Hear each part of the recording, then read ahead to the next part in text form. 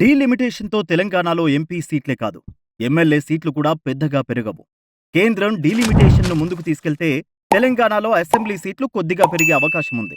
ప్రస్తుతం 119 స్థానాలుండగా 153 సీట్లకు పెరుగుతాయన్న చర్చ నడుస్తోంది. అంటే 34 సీట్లు పెరుగుతాయని చెబుతున్నారు. అందులో ఒక్క హైదరాబాద్ పరిధిలోనే 11 సీట్లు పెరుగుతాయన్న అభిప్రాయాలు వ్యక్తమవుతున్నాయి.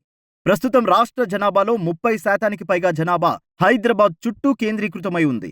ఈ నేపథ్యంలోనే ఇక్కడి సీట్లు 24 నుంచి 35 వరకు పెరగనుండగా మిగతా రాష్ట్రమంతటా కేవలం 23 సీట్లే పెరుగుతాయనే అభిప్రాయాలు వ్యక్తమవుతున్నాయి. మరోవైపు లోక్సభ నియోజకవర్గాల పునర్విభజన వల్ల తీవ్రంగా నష్టపోయేది తెలుగు రాష్ట్రాలేనని తెలుస్తోంది. నియోజకవర్గాల ఆధారంగా ఇచ్చే ఎంపీ లాట్స్ నిధులతో పాటు అభివృద్ధి కార్యక్రమాలన్నీ ఉత్తరాది వైపుకే వెళ్తాయని, సొమ్ములు దక్షిణాదివి, సోకులు ఉత్తరాదివి అన్న చందంగా పరిస్థితి మారుతుందన్న విమర్శలు వెల్లువెత్తుతున్నాయి.